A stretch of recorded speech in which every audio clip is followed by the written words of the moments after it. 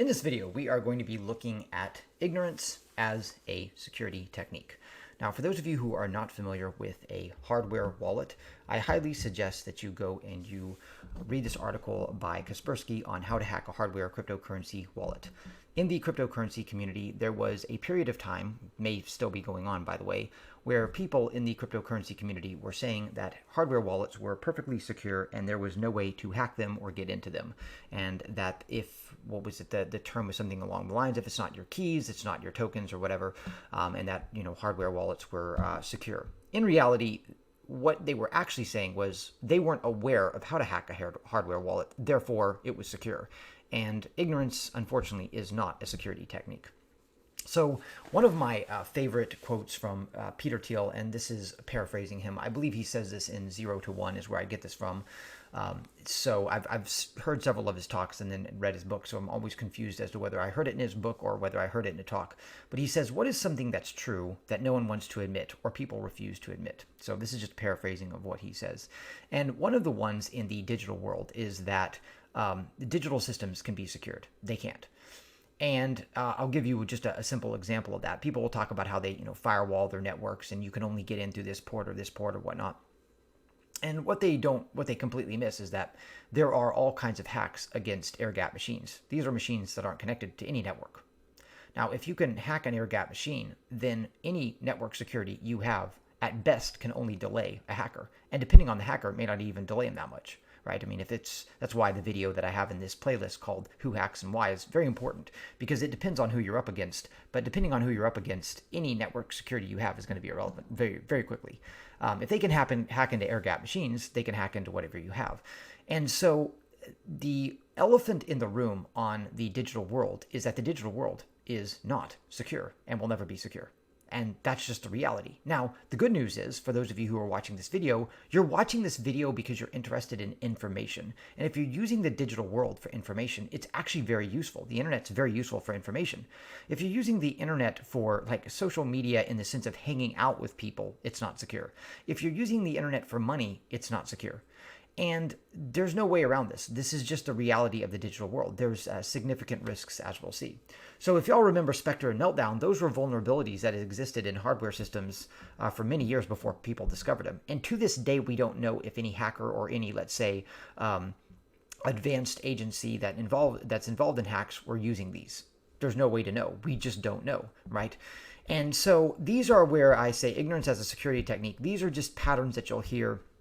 Some of them are, of course, in the crypto token community. Could it be in other communities, which is, I want it to go up in price, so I become a gazillionaire, therefore it's safe. Translation, this is, again, what Peter Thiel would say. This person doesn't want to actually investigate into where they're weak. They just want to get rich quick, right?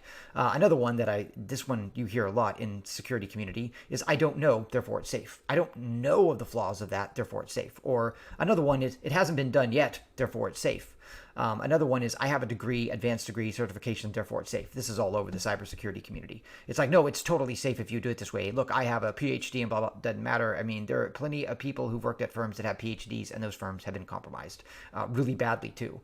And it's because, again, let's go back to just the basics here. If you cannot even secure an air-gapped network, or an air-gapped machine, I should say, how are you going to secure a network, right? If there's always these techniques to jump an air-gapped system or setup, I should say, then again, how are you going to go about securing any network with firewalls or anything like that? It doesn't matter. If hackers can get in, and depending on who the hacker is, they can get in.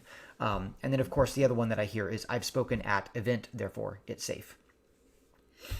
That one is also really popular because there's all kinds of events like DEF CON and stuff. And those are, again, really good events. But the problem is that just because somebody speaks at an event, say, there's no way a hacker can get around this. That's not true.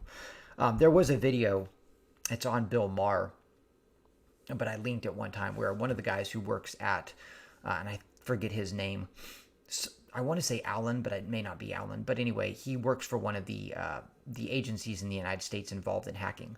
And there's this statement that he says that they're getting into this passionate debate about who was behind a hack and who wasn't. And he says, if we want to get into any machine in the world, we can. Now, this is a guy who is, like, we're talking senior level hacker, the highest of the highest of the highest of the highest. If he says they have the tools to get into any machine in the world, he's not lying. And that's just the reality of it. And so this is why when it comes to whether it's hardware wallets or anything, if you think you are ever going to be safe, you're not. So the counterparty risk of the digital world is security. It always has been, it always will be. There's no exception to this, okay? Just like the counterparty risk of the financial system is the behavior of others, like their liability. The counterparty risk of the physical world is Mother Nature, right? She is not predictable at all. Security in the digital world does not exist and will never exist. Okay, so it doesn't mean you don't use the digital world. It means every use of the digital world, you factor that into account, right? If we're going to do something digitally, we have to do that with the assumption that security will never exist. No matter how well we build our systems, it's never going to exist. Okay, and this is going to be a lesson of the 21st century. It's not the lesson, because there's going to be a lot of lessons like every century, but people are going to realize in time you cannot secure the digital world absolutely. And so what that means is that it should be placed in the limitation like we limit other things in our life.